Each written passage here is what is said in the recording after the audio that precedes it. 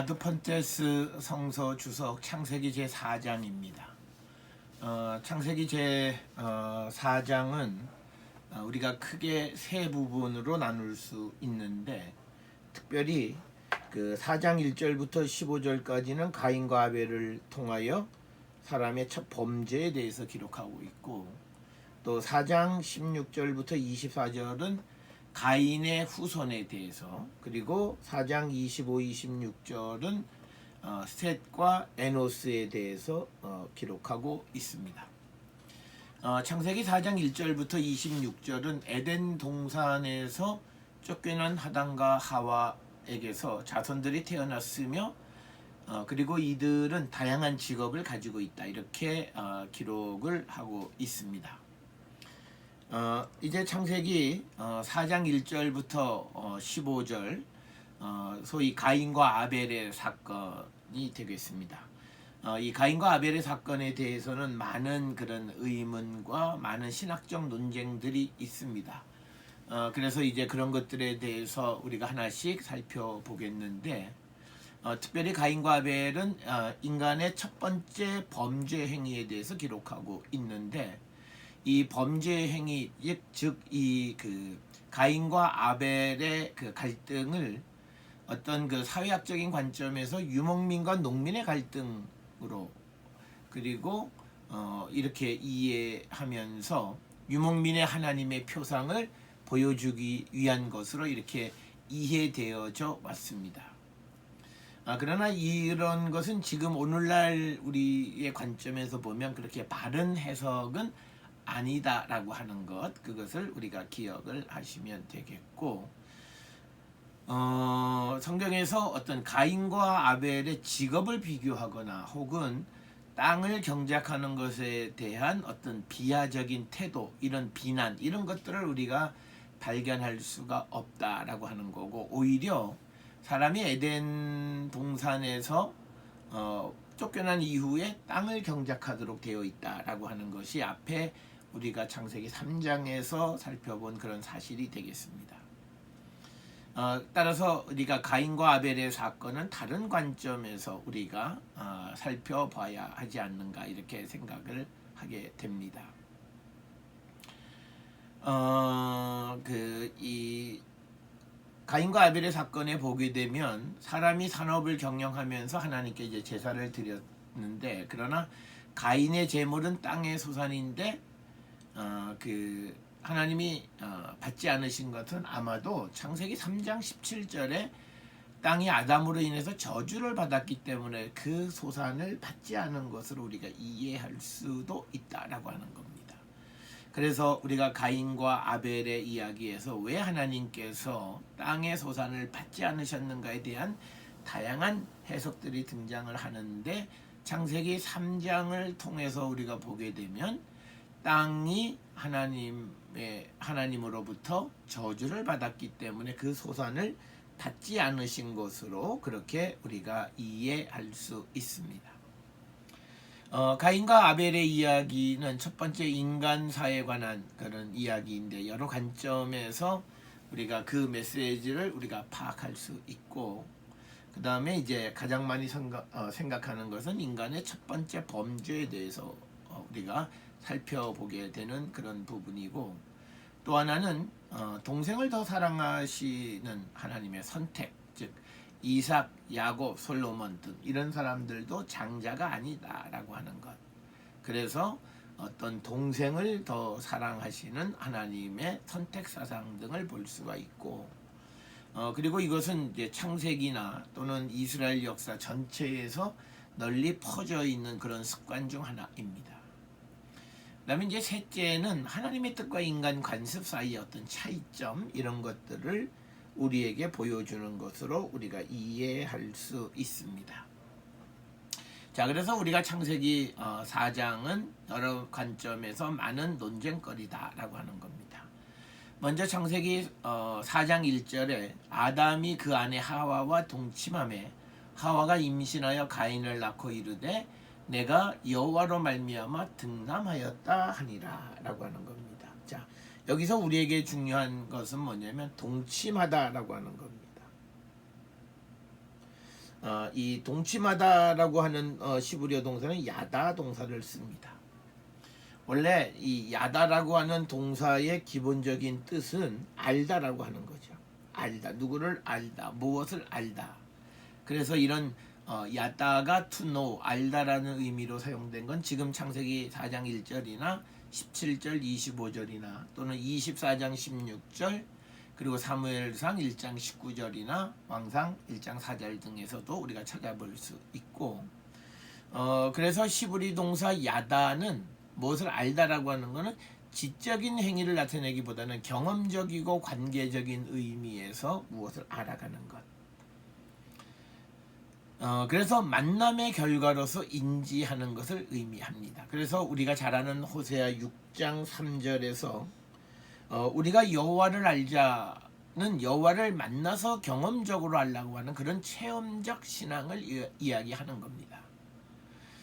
이 야다가 구약 성경에서 창세기 19장 5절이나 사사기 19장 22절 25절에서 동성애나 근친 상간에 사용되기도 하는 그런 단어가 되겠습니다. 그래서 구약 성경에서 의미하는 성이라고 하는 것은 그 자체가 쾌락을 위한 것이거나 혹은 또는 자선의 번성을 위한 단순한 수단이 아니라 성이라고 하는 것은 서로를 알아가는 인격적 관계를 성으로 묘사하고 있음을 우리가 이 야다라고 하는 동사를 통해서 알 수가 있습니다. 자, 그 아담의 두 아들 가인과 아벨, 이 가인이라고 하는 그 이 말의 뜻은 소유라고 하는 그런 뜻입니다. 그래서 아들을 낳은 하와가 말하기를 내가 여호와로 말미암아 등남하였다. 이 말의 뜻은 내가 하나님으로부터 남자를 얻었다. 그래서 이 구절을 통해서 우리가 그 소유하게 됐다라고 하는 그 가인이라고 하는 그런 그 이 단어가 생겨나게 된 것을 알 수 있고, 그다음에 시브리어의 등남하다는 칸나 동사를 사용하는 얻다 또는 창조하다. 그래서 카나, 가인 이것이 우리가 시브리어적인 측면에서 보면 카니티, 그 다음에 가인, 어근은 똑같아요. 가인과 카나가 코프, 눈, 헤이. 그래서 우리가 그 얻었다 여기에서 유래된 가인이라는 이름, 이런 언어 그러니까 유희 워드 플레이를 우리가 찾아볼 수가 있고, 그 다음에 이제 여기서 해석이 어려운 것은 여호와로 말미암아라고 하는 에트 아도나이입니다. 이에 대해서 여호와의 도움으로 해석해서 여호와가 그 아이를 낳게 해주셨다라고 하는 그런 개념으로 이해할 수 있기도 하고, 그 다음에 시브리어 에트라고 하는 것이 with라고 하는 뜻, 하나님과 함께로 번역할 수도 있다. 그런데 우리가 그 유명한 구약의 대가인 베스터만은 특별히 후자, 즉 뭐냐면 하나님과 함께라고 하는 개념으로, 즉 여호와로 말미암아가 하나님과 함께라는 개념으로 이해하는 것이 더 바람직하다, 이렇게 주장을 하고 있고, 가인에 대해서 중세 유대 랍비 라쉬는 아담과 하와가 에덴 동산에서 죄를 짓기 전에 임신하였을 것이다, 이렇게 주장을 하는데 이것은 우리가 정확하게 알기는 매우 어렵다라고 하는 겁니다. 자, 그래서 우리가 창세기 4장 2절에서 등장하는 그 가인이라고 하는 말은 여호와로 말미암아 등남했다, 카나라는 동사와 카인이라는 동사의 단어의 어떤 유비를 우리가 찾아볼 수 있고, 또 하나는 동침이라고 하는 그런 개념을 통해서 우리가 경험적 관계적 지식, 즉 만남의 결과로서 무엇을 인지하는 경험적 지식을 이야기하는 것이 창세기의 신앙이라면, 신약 성경은 그건 아니라 믿고 가는 것이다. 그래서 구약과 신약 사이에서의 가장 큰 차이점 중에 하나는 구약은 철저하게 경험 중심적이지만 신약에서 의미하는 이 신앙이라고 하는 것, 그리고 무엇을 아는 것을 믿음으로 아는 것이다. 이것에 차이가 있다라고 하는 것을 우리가 기억하시면 되겠고요. 자, 2절에 그가 또 가인의 아우 아벨을 낳았는데 아벨은 양치는 자였고 가인은 농사하는 자였더라. 아벨이라고 하는 그 이름, 이 아벨이라고 하는 말의 정확한 시브리어 이름은 하벨입니다. 하벨. 뜻은 더덥다 또는 이 더덥다 혹은 약한 바람 이런 뜻입니다. 그리고 재밌는 것은 뭐냐면 이 아벨이라고 하는 이름은 창세기 4장에만 등장을 합니다. 그래서 이 하벨이 아벨로 바뀐 것은 성경을 히브리어에서 헬라어로 번역하면서 아벨로 아벨로 번역을 했기 때문에 우리가 하벨이 아벨로 되었다. 둘째 아들의 이름을 아벨로 지었는가, 왜 그렇게 이름을 지었는가라고 하는 그것에 대해서 우리가 여러 가지로 설명할 수 있습니다. 그것은 첫째는 창세기 2장 3장에서부터 강조하는 인간 존재의 무의미함을 강조하기 위해서 덧없음이란 뜻의 하벨이란 이름을 붙였다, 이런 설명이 가능하고요. 창세기 2장에서 인간은 하나님의 피조물이고 제약을 가진 존재로 묘사되어 있고, 그리고 3장에서는 사람이 심지어 흙으로 돌아간다, 이렇게 기록이 되어져 있습니다. 따라서 창세기 4장에서 사람의 이름을 통해서 사람의 무의미함을 나타내고 인간 존재가 근본적으로 어떤 존재인가를 우리에게 보여주는 그런 목적을 위해서 하벨이라는 이름을 지었다, 이렇게 설명을 합니다. 우리가 창세기 4장을 서론에서도 말씀을 드렸듯이 두 아들을 통해 농업과 목축에 대해서 우리가 어떤 갈등으로 본문을 이해하려고 하는 것은 바람직하지 않다라고 하는 거죠. 지금 이 4장에서 농사하는 사람과 양치는 자를 등장시킨 것은 당시에 중요한 어떤 산업이었음을 나타내려고 하는 것이지 어떤 둘 사이의 갈등을 묘사하기 위한 것은 아니었다라고 하는 것, 그것을 우리는 분명히 이해해야만 합니다. 양치는 자, 로에 쫀, 정확한 번역은 쫀에는 양과 염소를 다 포함합니다. 그러니까 양과 염소를 모두 포함한 그 양을 치는 자이고, 자, 그 다음에 이제 또 농사하는 자라고 하는 그런 의미는 땅을 경작하는 자라는 뜻입니다. 시브리어 오베드 아다마, 땅을 경작하는 자, 이렇게 기록이 되어 있습니다. 그래서 구약 성경에서 하나님이 땅을 경작하는 자를 미워하지 않으시다라고 하는 겁니다. 왜냐하면 창세기 2장에서 하나님이 인간을 만든 이유가 땅을 경작할 사람이 필요했기 때문이라고 창세기 2장 5절에 기록하고 있기 때문입니다. 따라서 가인과 아벨의 사건을 사회학적인 관점에서 유목민의 하나님이 농업하는 자를 미워했다라는 해석은 바람직하지 않을 뿐 아니라 이 이야기의 핵심도 아니다라고 하는 사실을 우리는 기억하셔야 됩니다. 3절에 세월이 지난 후에 가인은 땅의 소산으로 제물을 삼아 여호와께 드렸다라고 하는 겁니다. 세월이 지난 후라고 하는 바예히 미케치야밈, 그러니까 이것을 지켜 날들의 끝에 이겁니다. 자, 여기에 보게 되면 우리가 세월이 지난 바예히 미케치야밈, 날들의 끝에, 종말의 때, 어떤 그런 의미가 좀 있죠. 많은 날들이 지났다는 뜻이에요. 많은 날들이 지난 후에 라고 하는 거죠. 그래서 가인은 땅의 소산으로 제물을 삼아 여호와께 드렸고 라고 하는 이 4절은 아벨은 자기 양의 첫 새끼와 그 기름을 드렸더니 라는 구절과 아주 비교가 되는데, 그것은 우리가 잘 아는 출애굽기 13장 11, 13절에 보면 동물을 바치는 규정과 민수기 26장 10절에 토지의 소산의 만물을 하나님께 드리는 규정을 지킨 것인데, 특별히 이 땅의 소산은 만물이라는 개념이 등장하지 않는다라고 하는 거예요. 우리가 출애굽기 23장 19절에서 토지에서 처음 거둔 열매, 즉 가장 좋은 것을 하나님께 드리라고 하는 그 말씀대로 우리가 드리지 않은 것 아니냐라고 하는 것. 그래서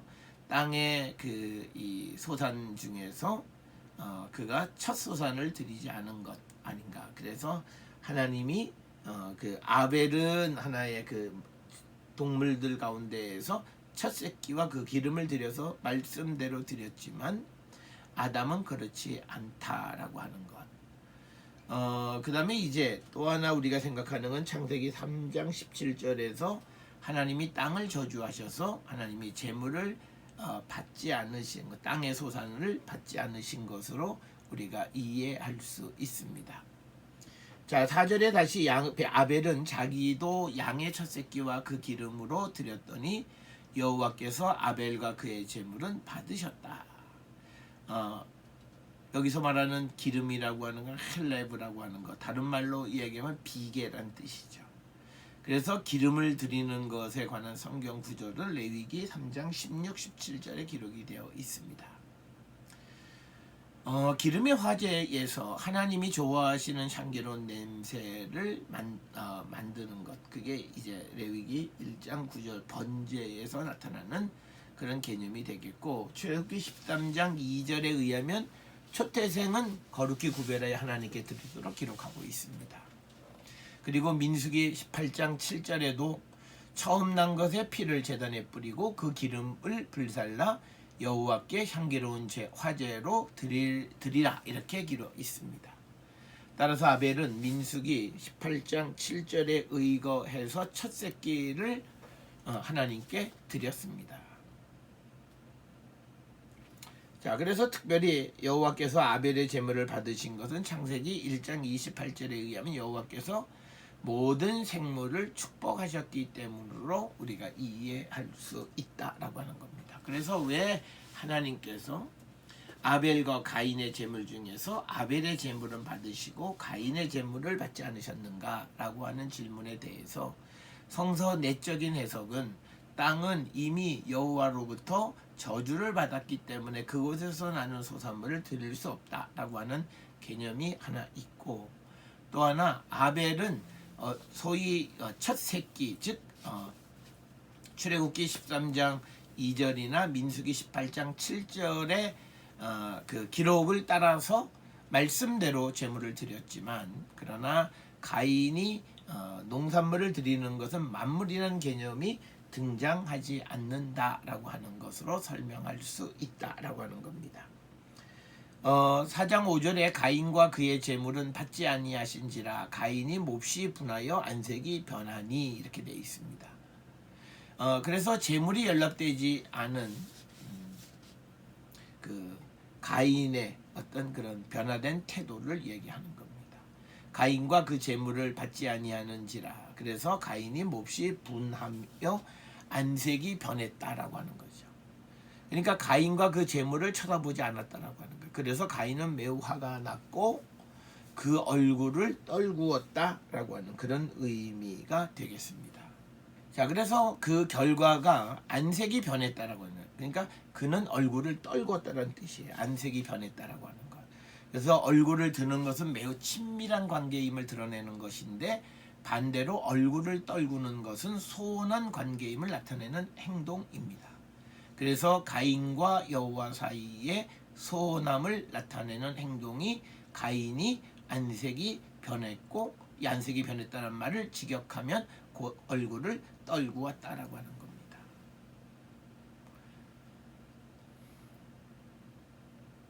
앞에서 말씀드렸던 것처럼 우리가 4절과 5절에서 어떤 그 유목문화와 농경문화 사이의 어떤 충돌, 이런 관점에서 이 구절을 해석하는 것은 적절하지 않다라고 하는 것이고, 성서 내적인 해석으로는 창세기 3장 17절에 땅이 저주를 받아서 저주받은 것의 생산품을 하나님이 받지 않으시는 것으로 이해할 수 있다라고 하는 것. 그리고 레위기 19장 23절 25절에서 보면 어느 땅에 들어가면 3년 동안의 재물은 할례 받지 못한 자와 같은 신세이기 때문에 그 재물을 받지 않으신다라고 하는 것. 그래서 4년째 되는 것을 하나님께 드릴 수 있는데 창세기 가인의 재물을 받지 않으신 것에 대해서는 이런 관점에서도 생각해 볼 수 있다라고 하는 겁니다. 그러나 우리가 어느 한 것이 답이다라고 말하기는 어렵다라고 하는 겁니다. 자, 창세기 4장 6절에 여호와께서 가인에게 이르시되 내가 분하여 함은 어찌 됨이며 안색이 변함은 어찌 왜 고개를 떨구느냐 이런 뜻이요. 왜 내가 화를 내고 내 얼굴을 떨구느냐라고 하는 겁니다. 즉 여호와께서 가인의 반응, 행동에 대해서 질책하시는 내용이 기록되어 있습니다. 그래서 6절, 7절에서 하나님이 가인을 버리신 것이 아니라 가인을 시험하시는 거죠. 그리고 가인은 이해할 수 없는 차별 대우를 받아들여야 하는 거죠. 이는 사람의 운명으로 다양하게 반복되는 것입니다. 그래서 히브리어 본문 7절은 세부적으로 이해하기 힘들지만 그 뜻은 분명하다는 거죠. 그래서 문제는 너다라고 하는 거예요. 즉 내가 분하여 함은 어찌 됨이며 안색이 변함이 어찌 미냐를 지각하면 왜 내가 화를 내면 내 얼굴을 떨구느냐라고 하는 겁니다. 자, 그 다음에 7절에 내가 선을 행하면 어찌 낯을 들지 못하겠느냐. 선을 행하지 아니하면 죄가 문 앞에 엎드려 있느니라. 죄가 너를 원하나 너는 죄를 다스릴지니라 라고 하는 그 말씀을 통해서 가인이 옳지 못하다는 것을 암시하는 경고가 되겠고, 죄가 문 앞에 엎드린다는 너의 무덤 입구에 너의 죄가 지키고 있다라고 하는 그런 뜻이 됩니다. 그래서 죄가 남을 해칠 음모를 가지고 있음을 의미하는 그런 구절이 되겠고요. 너는 죄를 다스리라 라고 하는 이 말씀은 로마서 6장 12절에 너희는 죄가 너희 죽을 몸을 지배하지 못하게 하여 몸의 사욕에 순종하지 말고 라고 하는 것과 같은 맥락의 말씀이 되겠습니다. 본문에서 하나님은 가인에게 그 하는 행동에 책임이 있음을 경고하였을 뿐 아니라 그런 행동을 피하는 방법을 이제 가르쳐 주는 것으로 이해할 수 있고요. 8절에 가인이 그 아우 아벨에게 말하고 그들이 들에 있을 때에 가인이 그 아우 아벨을 쳐 죽이니라. 이제 4장 8절로부터 12절에서 가인은 대단한 말장난으로 자신의 책임을 회피하는 내용이 기록되어 있습니다. 살해당한 아우의 직업을 암시하는 그 구절이 8절이고, 그 다음에 이제 내가 내 아우를 지키는 자이니까, 즉 내가 목자지, 그러니까 내가 곧 목자니까 나는 목자가 아니다라는 거죠. 내가 내 아우를 지키는 자니까 라고 하는 말은 나는 목자가 아니다. 그러나 아벨의 피가 가인을 고발합니다. 그래서 땅 위에 아무도 살인을 벌하지 않기에 피가 하늘 재판관에게 호소하는 그런 개념이 되겠고, 하나님이 내리신 판결의 영향은 가인의 생업에 미치게 됩니다. 그래서 형제의 피로 땅을 더럽힌 사람은 생명의 순환 과정에서 스스로 벗어나게 된다라고 하는 거고, 그래서 이제 창세기 9장 4절부터 6절에서 고기를 그 생명되는 피째 먹지 말 것이니라. 내가 반드시 너희 피 곧 너희 생명의 피를 찾으리니 짐승이라. 무릇 사람의 피를 흘리면 사람이 그 피를 흘릴 것이니 이는 하나님이 자기 형상대로 사람을 지었습니다. 즉 피값을 물으시는 하나님의 말씀을 기록하고 있습니다.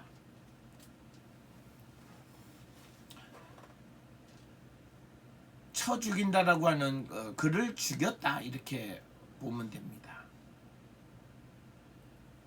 그 다음에 이제 들판이라고 하는 것은 사람이 거주하지 않는 열린 공간으로서 성경에서는 많은 범죄의 공간으로 사용되어지는 것이 또는 들판이 되겠습니다.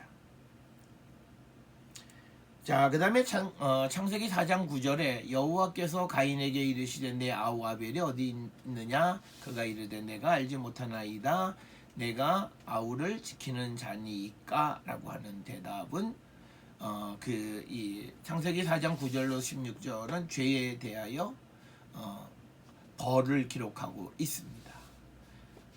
그래서 가인에게 신문을 하고 죄를 확정하는 그런 거죠. 그래서 내 아우 아벨이 어디 있느냐라는 질문하는 것은 가인으로부터 내가 내 아우 아벨을 죽였다는 회개를 들으려는 의도가 있어 보이는 것입니다. 그리고 내 아우 아벨이 어디 있느냐라고 하는 질문은 창세기 3장 9절에서 내가 어디 있느냐라는 것과 같이 단순히 아벨의 위치에 관한 질문이 아니라 하나님이 알고 계시면서 질문하시는 것이다. 그랬더니 가인은 내가 알지 못하나이다 라고 대답을 하면서 마치 가인은 하나님을 속이는 대답을 합니다. 즉 내가 내 아우를 지키는 자니까 라고 하는 것. 이거는 가인이 자신의 죄를 부인하는 것이 되고, 또 가인은 자신은 농부이지 목자가 아니라는 뜻도 내포하고 있습니다. 그래서 이 가인은 내가 목자도 아닌데 왜 목자를 왜 나에게서 묻는가라고 하는 그런 의미가 되겠고, 문명사적인 측면에서 보면 왜 목자를 농부에게서 찾느냐라고 하는 그런 의미가 되고, 여호와의 질문에 대한 가인의 무례한 대답은 성경에서 강조하는 혈육과 이웃에 대한 책임을 어긴 것에 대해서 언급하고 있다. 그래서 10절에 이르시되 내가 무엇을 하였느냐? 내 아우의 핏소리가 땅에서부터 내게 호소하느니라. 그래서 네가 무엇을 하느냐? 네가 어찌하여 이렇게 하느냐? 이런 개념들과 같은 그런 개념이 되겠고요. 아우의 핏소리는 형제의 피들의 소리, 피소리. 그래서 피가 복수용어로 기록된 것에 대해서 라시는 아벨과 그 후손들이 피를 의미하기 때문에 복수형이라는 설명과 또 다른 하나의 설명은 아벨이 여러 곳에 상처를 입었기 때문이다, 이렇게 이야기를 합니다. 즉 담밈이라고 하는 복수형이 드메이라고 하는 거, 이 복수형이 기록된 것은 아벨과 그 후손들의 피를 의미하기 때문에 한 사람이 아니라 복수형이다. 또 하나는 아벨이 여러 군데 상처를 입었기 때문이다. 이렇게 여러 가지 설명이 가능하다라고 하는 거고요. 가인은 그 행위를 숨길 수 없었다. 하나님께서 개입하셔서 벌을 내리시고, 그래서 사무엘하 12장이나 열왕기상 21장의 우리아와 나봇의 살인사건에서도 하나님이 개입하시는 것을 우리에게 보여주고 있다라고 하는 겁니다. 자, 그 다음에 창세기 4장 11절에 땅이 그 입을 벌려 내 손에서부터 아우의 피를 받았은 즉 내가 땅에서 저주를 받으리니. 그래서 11, 12절은 가인에 대한 벌로서 저주를 기록하고 있다. 그래서 창세기 3장 14, 15절의 저주와 매우 유사한 내용으로 기록이 되어 있다라고 하는 것을 기억해 주시면 되겠습니다. 그 다음에 땅이 입을 벌렸다라고 하는 말은 지진을 의미하는 겁니다. 민수기 26장 10절에 모세와 아론의 반기를 들었던 고라, 다단, 아비람은 지진에 죽었고 땅에서 피를 흘렸기 때문에 땅으로부터 저주를 받는다라고 하는 그런 사상이 내포되어져 있습니다. 우리가 잘 아는 것처럼 민수기 36장 33절에서 땅에서 피를 흘리지 말라 이렇게 가르치고 있습니다. 4장 12절에 내가 밭을 갈아도 땅이 다시 그 효력을 너에게 주지 아니할 것이요 너는 땅에서 피하며 유리하는 자가 되리라. 저주의 내용은 땅이 효력을 상실하는 것, 그리고 가인이 유리하는 자가 된다라고 하는 이 두 가지가 저주의 내용입니다. 효력을 상실한다라고 하는 이 효력이라고 하는 코아흐는 힘을 얘기하는 것입니다. 유리하는 자라고 하는 것은 나아백 나아바나드라는 거죠. 그러니까 이 말은 유리하는 자 가인에게 어느 곳에서 거주하는 게 허락되지 않았다라고 하는 거예요. 그래서 땅을 경작하던 가인이 유목민이 되었다라고 하는 거죠. 이것을 문명사적인 측면에서 보면 농업 생산의 확대로 정착이 확산되면서 도시 문명에 대한 부정적 입장을 보여주는 것으로 이해할 수도 있다. 자, 그 다음에 창세기 4장 13절에 가인이 여호와께 아뢰되 내 죄벌이 지기가 너무 무거우니이다. 즉 4장 13절 15절에서 가인은 자신에 대한 벌이 너무 가혹하다고 탄원하는 것이고 그 다음에 유랑자 가인은 아무런 보호도 받지 못하게 된다라고 하는 겁니다. 그래서 내 죄벌이 지기가 너무 무거우니이다. 내 죄벌을 질 수 있는 것보다 더 무겁다라고 하는 그런 뜻이 되겠습니다. 죄벌이라고 하는 단어가 아온이라고 하는 단어입니다. 아온. 이 아온은 구약 성서에서 처음 등장합니다. 이건 뭐냐면 인간의 죄에 대한 벌이 있음. 인간의 죄에 대한 벌. 그리고 창세기 출애굽기 34장 7절에 죄는 용서하지만 벌은 면제하지 않는다라고 하는 거죠.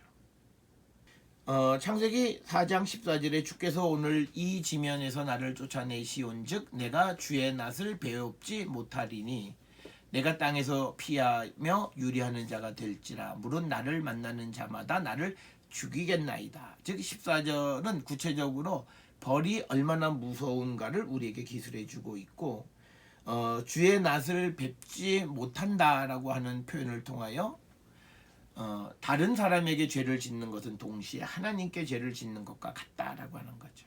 그래서 더 이상 여호와 하나님의 보호를 받을 수가 없다. 이것은 뒤집어서 얘기하면 지극히 작은 소자에게 한 것이 결국은 내게 한 것이라고 하는 마태복음 25장 35절에서 40절의 말씀과 같은 맥락의 개념이 되겠습니다.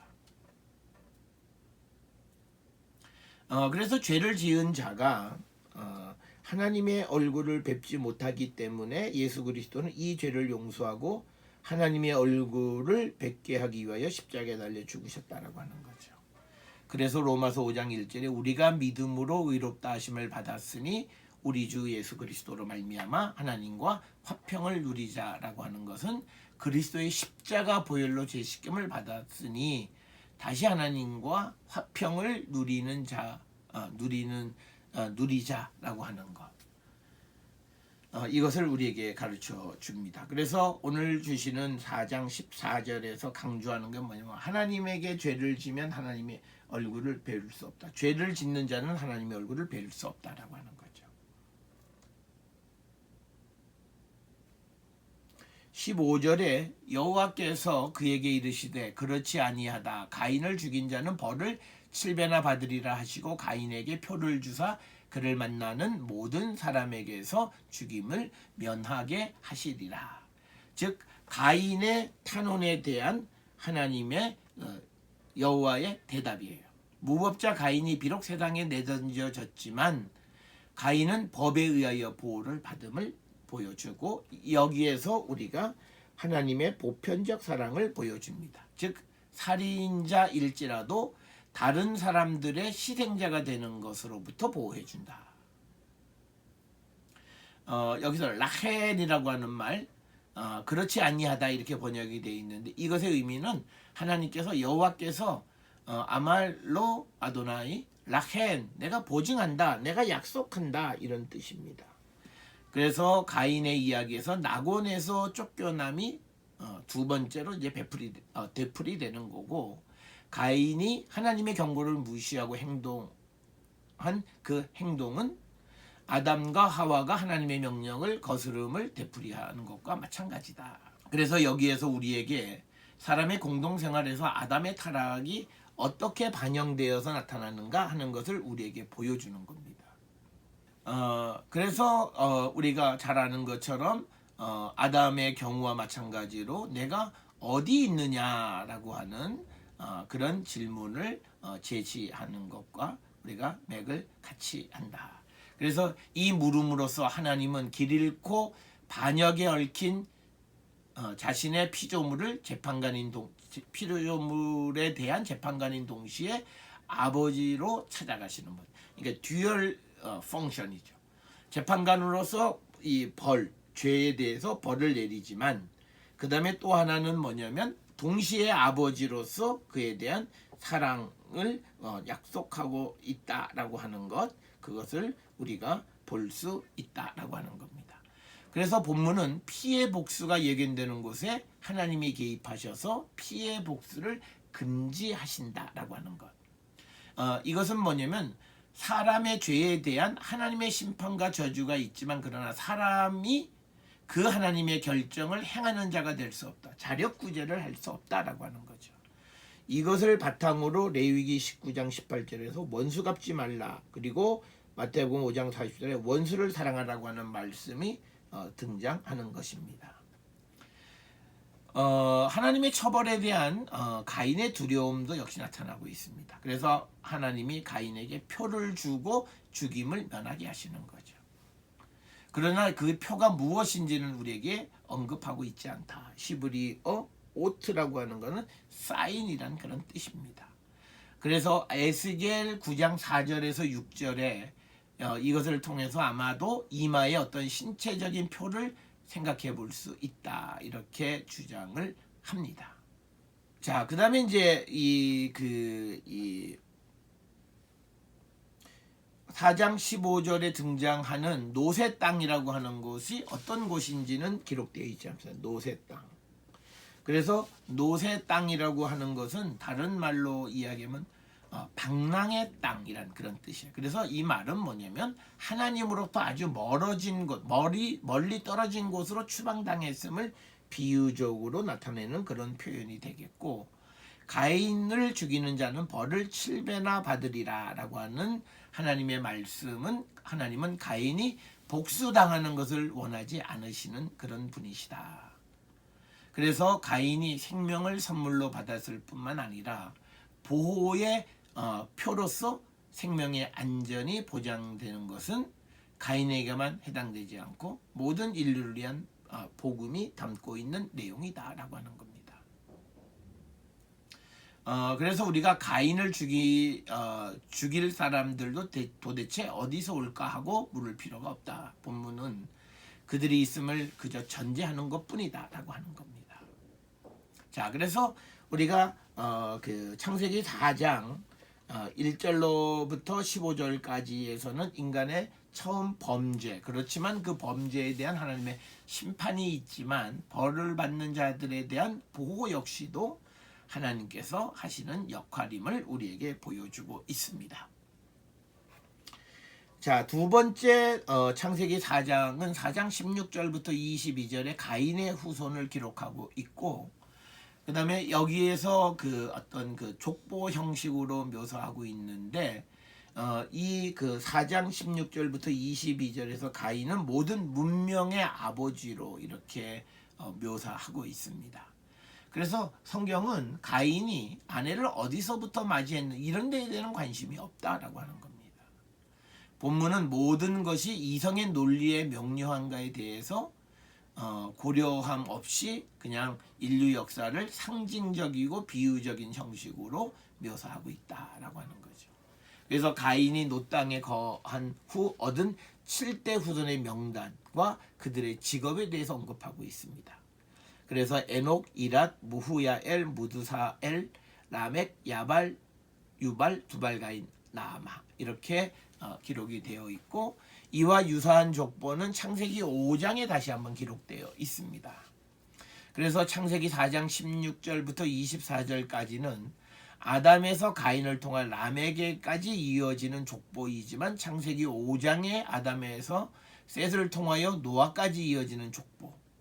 그래서 그 두 족보는 같은 내용에 대한 각기 다른 신학적 관점. 그래서 흔히 학자들은 창세기 4장을 소위 제2문서, 그리고 창세기 5장을 흔히 피문서다 이렇게 이야기하고 있고, 창세기 4장에서는 가인의 범죄로 인하여 노아 홍수에 몰살당한 족보이고 창세기 5장은 홍수에서 살아남은 자의 족보다라고 하는 거죠. 그래서 같은 족보이지만 각기 다른 그런 개념이다. 창세기 4장 족보의 특징은 항상 아내가 등장하여 후손을 잇는 방식이죠. 아내가 등장하여 후손을 잇는 방식을 취하고 있다. 그런데 창세기 5장에서는 아내가 등장하지 않는다라고 하는 겁니다. 그런 차이점이 있다라고 하는 거고, 창세기 4장은 창세기 2장 3장과 같은 야훼 기자의 작품이고, 5장은 창세기 1장부터 2장 4절을 기록한 제사장의 기록이다. 그래서 창세기 4장의 가인의 족보에서는 나이에 대한 정보가 없지만 5장 족보에서는 매우 구체적으로 제시되어 있는데, 이렇게 나이가 기록되어져 있는 것은 무엇보다도 이것이 제사장 기록의 특징적 요소이다.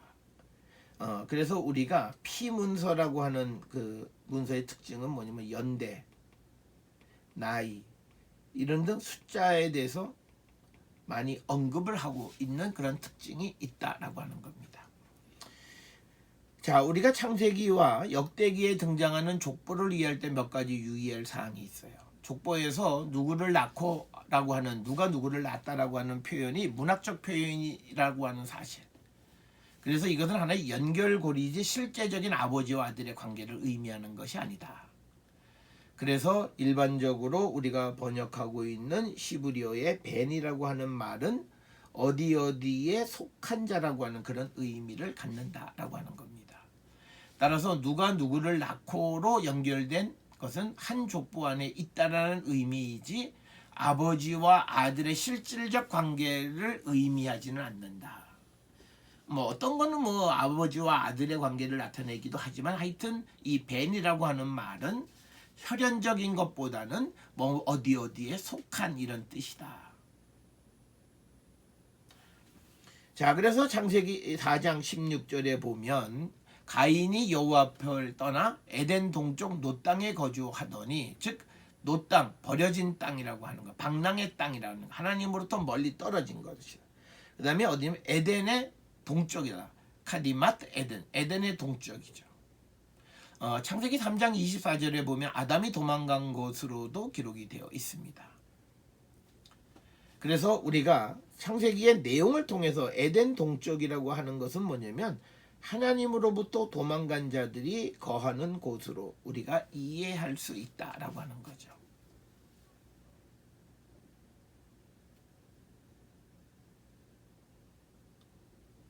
이런 개념과 같이 우리가 해 뜨는 동쪽에 도피성 3곳을 설치한 것도 이와 같은 개념이다. 그래서 신명기 4장 41절에 보면 해 뜨는 동쪽에 도피성 3곳이 있는데, 이것도 역시 하나님으로부터 도망간 자들, 그들이 거주하는 곳, 이런 뜻, 에덴의 동쪽이라는 그런 의미와 관련성이 있다.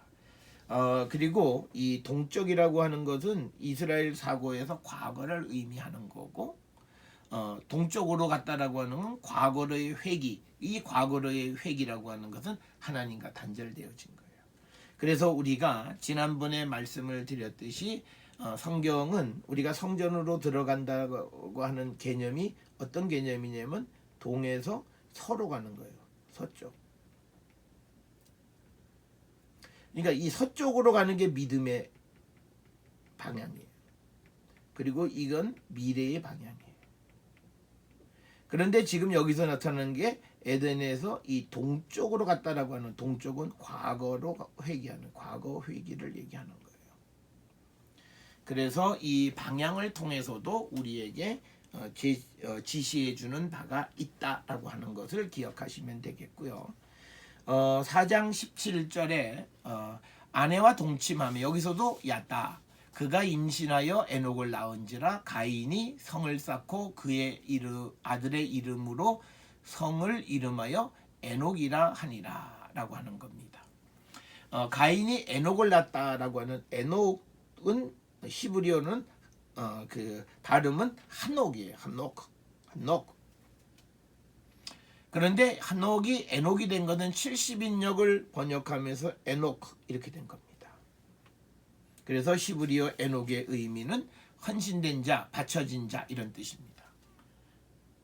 그래서 성을 쌓고 그 성의 이름을 에녹의 이름을 따랐다라고 하는 거죠. 이처럼 고대 시대에는 도시를 건축하고 도시를 지은 사람의 이름을 따라서 부르는 그런 것들이 흔하게 나타나고, 그 다음에 우리가 로마 제국 시대에서도 보게 되면 황제에게 드려지는, 그래서 황제의 이름을 붙인 그런 지명들이 많죠. 가이사랴 또는 티베리아 뭐 이런 것들이 대표적인 그런 예가 되겠습니다.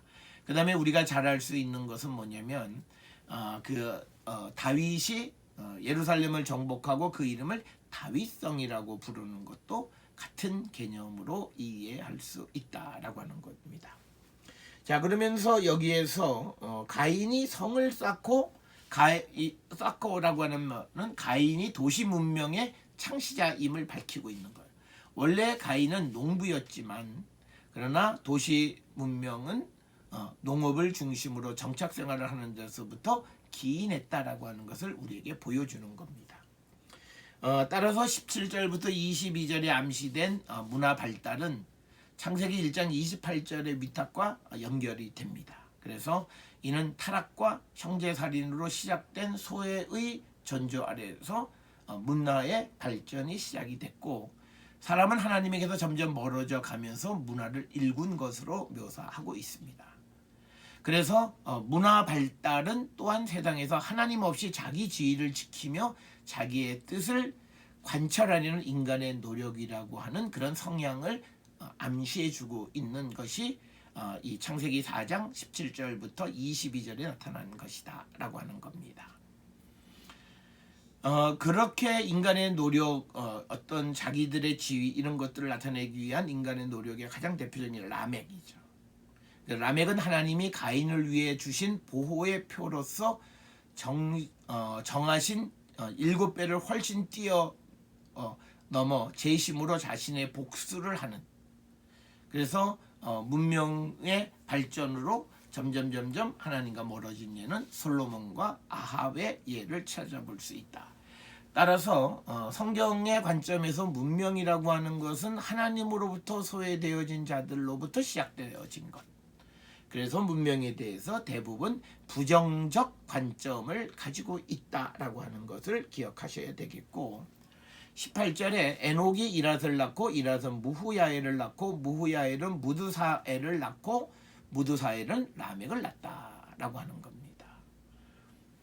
그래서 이제 이 선적인 그런 이 개념으로 우리가 등장을 하고요. 그 다음에 이랏이라고 하는 것은 도시를 뜻하는 이르에서 기인하지 않았을까 이렇게 추정을 합니다. 또는 또 어떤 사람들은 당나귀를 뜻하는 아로드에서 이랏이라고 하는 말이 생겨났다 이렇게 주장하기도 하는데 정확하지는 않습니다. 그래서 이 문화사적인 측면에서 이 이랏은 수메르 최초의 도시인 에리두로 보통 이해를 합니다. 즉 이랏이라고 하는 곳을 이 에리두, 이 최남단에 있는 우르에서 조금 더 남쪽에 있는 에리두 지역을 오늘날로는 텔 아브 샤흐라인이라고 하는 곳인데, 이곳이 이랏이 아닌가 이렇게 추정을 하고요. 그 다음에 무후야엘은 여러 가지로 사용하는데, 무후야엘의 어근을 툴리브의 하야로 생각하면 무후야엘의 이름의 뜻은 하나님이 살렸다라는 뜻입니다. 그러나 어근을 마하, 스트라이크로 생각하면 하나님에 의해서 얻어맞은 자라는 뜻입니다. 그리고 아카드어의 마후라고 하는 거 있어요. 아카드어의 마후, 황홀경에 잘 빠지는 자. 그래서 무후야엘의 어근을 여러 가지로 생각하는데, 하나는 하야로 생각하거나 하나는 마하로 생각하거나 하나는 아카드어의 마후에서 유래된 것으로 생각하기도 한다. 만약에 마후를 어근으로 생각하면 그 의미는 하나님의 예언자라고 하는 그런 뜻이 되겠고요. 그 다음에 무드사엘이라고 하는 이름은 이 아카드 이름인 무투샤일루에서 유래돼서 그 뜻은 하나님의 사람이란 뜻입니다. 무투샤일루에서 유래된 것. 또 다른 그 사람들은 무드사엘을 지하 스월의 사람이다. 또 이렇게 이해도 해요. 그러니까 하나님의 사람과 지하 스월의 사람은 천지 차이죠. 그러니까 해석이 매우 다양하다라고 하는 것. 그러니까 그 말은 정확하게 알 수 없다라고 하는 겁니다. 자, 그 다음에 등장하는 이름이 라멕이죠. 라멕은 힘 있는 젊은 자란 뜻이고, 그래서 베스트만은 이 라멕은 수메르어의 룸가에서 유래됐다 이렇게 설명을 합니다. 그 룸가는 노래와 음악의 수호신인 에아신에 대한 호칭, 에아신에 대한 호칭이 룸가인데 그 룸가에서 라멕이 생겨났다 이렇게 주장하기도 한다. 자, 그 다음에 이제 19절에 라멕이 두 아내를 맞이하였으니 하나의 이름은 아다요 하나의 이름은 실라다. 그래서 아다와 실라 두 사람이 있었다. 그래서 이 4장 19절을 통해서 라쉬는 고대 사회에서 두 아내가 있는 것이 매우 보편적인데, 이때 첫째 아내는 생선을 담당하고 둘째 아내는 성적인 즐거움을 위한 것이다. 이렇게 라쉬가 설명을 합니다. 아다라고 하는 이름의 뜻은 여명 혹은 또는 버려진 자 이런 뜻이고요. 그 다음에 실라라고 하는 이름의 뜻도 불확실하지만 아마도 그림자를 의미하는 젤에서 유래되지 않았을까 이렇게 추정을 하지만, 그러나 정확한 그 이름을 알기가 어렵다라고 하는 겁니다. 자, 창세기 4장 20절에 야단은 유발을 낳았으니 그는 장막에 거주하며 가축을 치는 자의 조상이 되었다 이렇게 기록을 합니다. 그래서 아다가 낳은 아다가 아들을 낳았는데 그 이름이 야발이다라고 하는 거고, 그는 가축 치는 자의 조상이다. 야발의 정확한 의미는 알 수가 없습니다. 그러나 그 가져오다라고 하는 뜻의 어떤 야발에서 유래된 것으로 보기도 합니다. 그는 개간되지 않은 곳에 가축을 기르는 자의 조상이 되었고 가축의 먹이를 위해서 여기저기 옮겨다니며 천막을 치는 자였다라고 하는 것. 그래서 오늘날 베두인의 조상이 되었다라고 하는 그런 의미로 야발을 받아들이고, 미크네 가축은 모든 종류의 가축을 포함하는 포괄적 단어입니다. 가축 미크네. 장막에 거주하며 가축을 치는 자였다. 유목민의 조상이었다는 뜻입니다. 21절에 그 아우의 이름은 유발이니 그는 수금과 퉁소를 잡는 모든 자의 조상이 되었다. 아다가 낳은 야발의 동생은 유발이고 그는 수금과 퉁소를 잡는 자의 조상이 됐다. 유발도 어근이 뭔지 잘 모르는데 유발이 야발과 마찬가지로 가져오다라고 하는 데서 유래된 것으로 보기도 한다. 수금이라고 하는 것은 그 줄이 5개부터 9개까지로 된 현악기이고, 퉁소는 피리의 일종이고 오늘날 플루트와 매우 유사하다라고 하는 겁니다.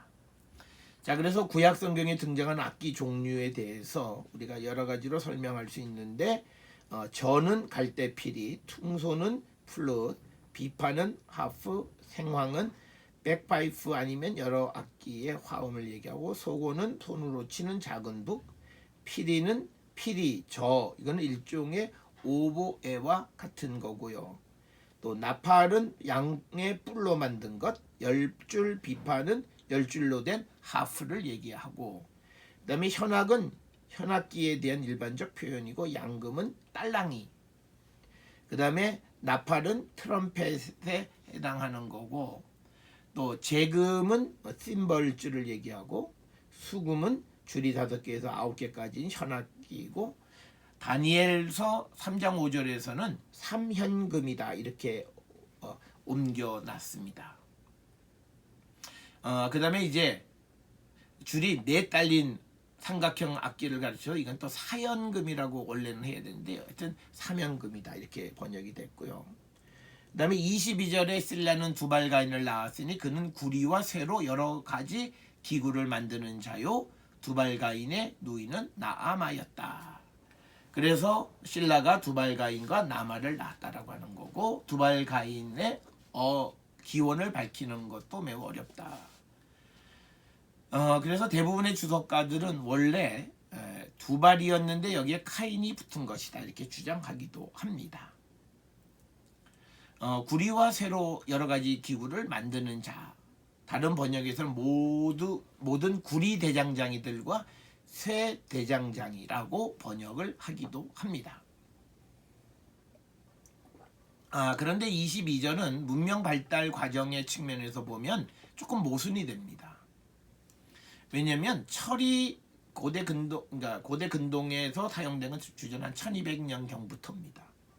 따라서 철의 등장은 그 기록은 이미 철이 보편화된 시대에 기록된 것으로 보여지기 때문에 지금 이 창세기 4장의 그 상황과는 맞지 않는다. 그래서 이것을 우리는 시대착오적인 기록이다 이렇게 이야기를 합니다. 그러니까 기록할 때의 문명적 특성을 묘사하고 있다라고 하는 겁니다. 자, 그다음에 23절에 라멕의 아내들에게 이르되 아다와 실라여 내 목소리를 들으라. 라멕의 아내들이여 내 말을 들으라. 나의 상처로 말미암아 내가 사람을 죽였고 나의 상함으로 말미암아 소년을 죽였도다. 그래서 라멕의 노래는 문화가 발전하면서 인간이 하나님 없이 자신의 뜻을 관철하려는 인간의 모습을 보여주는 거고, 그래서 성경은 문명에 대해 부정적 입장을 취하고 있다라고 하는 거고, 본문을 통해서 인간의 악이 점점 더 극성 부리고 있음을 보여주는 겁니다. 자, 그러면서 24절에 가인을 위하여 벌이 7배일진데 라멕을 위하여 벌이 70배 1이로다 하였더라. 그래서 라멕은 하나님이 가인을 위해 주신 보호의 표로서 정하신 정도를 훨씬 뛰어넘는 70배 재심으로 자신의 복수를 하는, 그래서 가인의 후손은 살인자가 되었음을 보여주는 그런 것이고, 그러나 이제 이어지는 25절 6절에서 셋의 후손이 의인 노아로 이어지는 족보를 이제 또 소개합니다. 자, 그래서 창세기 4장 25, 26절에서는 라멕의 비관적 분위기에서 희망적 분위기로의 어떤 전환 역할을 하는 게 4장 25, 26절이고, 아담과 하와로부터 다른 아들을 줌으로 인류가 되살아나게 되는 겁니다. 그래서 아담이 다시 자기 아내와 동침하며 그가 아들을 낳아 그 이름을 셋이라 하였으니 이는 하나님이 내게 가인이 죽인 아벨 대신에 다른 씨를 주셨다 함이더라.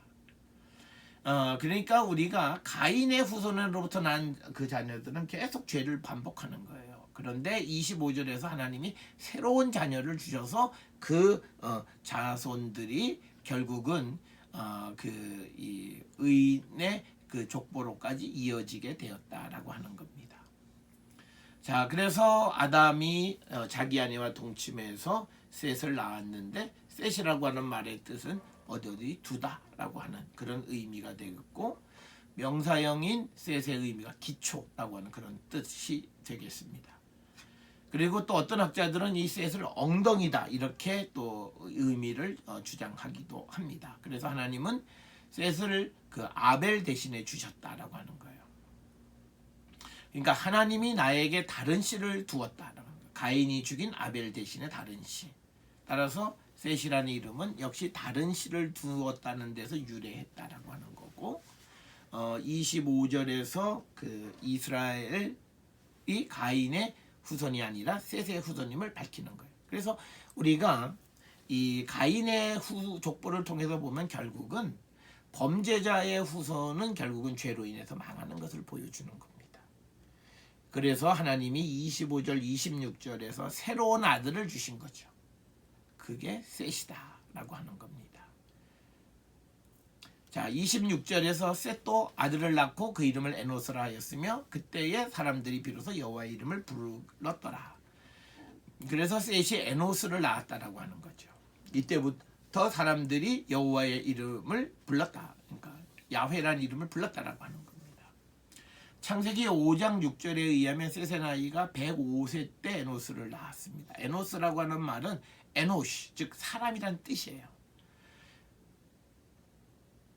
그래서 이제 그 셋의 후손의 이름을 에노시라고 번역한 에노스라고 이름을 지어진 것은 인간의 연약함, 약함을 또한 강조하는 겁니다. 여기에서 그 4장 26절에서 이때 비로소 사람들이 여호와 야훼의 이름을 불렀다라고 하는 이 표현은 그 출애굽기 6장 3절과 충돌을 일으키는 겁니다. 왜냐하면 출애굽기 6장 3절에 처음 여호와의 이름을 알게 되었다라고 말하고 있기 때문입니다. 그래서 이런 그 문제를 해결하기 위해서 학자들은 이제 문서설이라고 하는 것을 제시한다라고 하는 거예요. 그래서 우리가 창세기 4장 1절부터 24절을 통해서 가인의 후손은 도시 문화를 형성하는 등 인간 문명을 발전시켰고 그 결과 라멕은 자신의 의지에 의해서 죄를 짓게 된다라고 하는 거예요. 그래서 그 후손들 대신에 4장 25, 26절에 셋의 후손 에노시를 하나님이 주셨고 그래서 하나님의 은혜를 강조하고 이것이 결국은 노아와 연결이 되어진다라고 하는 겁니다. 여기서 이제 창세기 4장 26절에서 여호와의 이름을 불렀다라고 하는 말 카라 베셴 아도나이, 즉 이 말은 하나님께 여호와께 예배했다라고 하는 거죠. 그래서 이 하나님께 제사 예배가 생겨진 것이 셋의 후손을 통해서다라고 하는. 그래서 창세기 4장을 통해서는 그 가인의 후손과 셋의 후손의 완벽한 차이가 등장한다. 자, 창세기 4장에 중요한 몇 가지 신학적 사상들이 있습니다. 첫째는 경험적 지식이에요. 창세기 4장 1절에 야다라고 하는 것, 이것은 지적인 행위, 관념적인 것이 아니라 경험적이고 관계적인 것, 즉 만남의 결과로서 인지하는 것을 의미한다. 그래서 구약 성경에서 얘기하는 지식이란 경험 중심적이고 실증적인 지식을 얘기하는 거죠. 그래서 이거는 사변적인 것이 아니라 체험적이고 실증적인 지식을 얘기하는 겁니다. 자, 그런데 이것이 조금 더 발전하면 신약에서는 경험적이고 또는 사변적인 게 아니라 믿음적인 지식을 얘기하는 거죠. 그런 면에 차이가 있다라고 하는 거고요. 또 하나님의 뜻과 사람의 뜻, 인간의 뜻의 차이, 이런 것들을 우리가 볼 수 있습니다.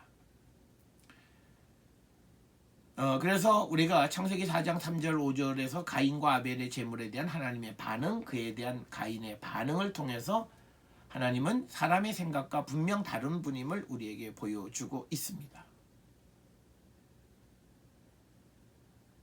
그러니까 뭐냐면 가인은 자신이 장자이기 때문에 자신의 제물을 더 기뻐 받으실 거라고 생각했지만 하나님께서는 둘째인 아벨의 제사를 더 기쁘게 받으셨다라고 하는 겁니다.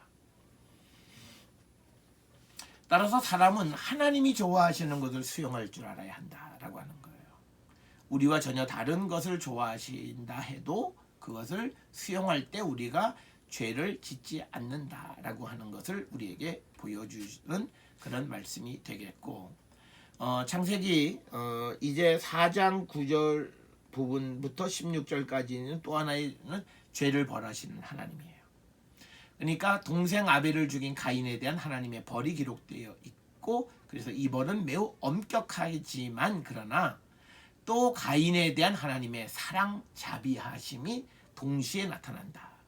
그래서 여기에서 하나님은 사랑과 자비가 엄격한 어떤 심판보다 앞서시는 분임을 우리에게 보여주고 있다. 이것을 우리가 정확하게 이해해야 된다. 그래서 창세기 4장은 인간에 관한 이야기에서 인간이 처음 짓는 죄, 그 죄의 결과는 결국은 멸망할 수밖에 없는 것이고, 그리고 이제 하나님께서 새롭게 주신 후손을 통해서 의인 노아에게까지 이어지는 그 족보의 그 출발을 우리에게 가르쳐 주는 것이 창세기 4장의 이야기가 되겠습니다.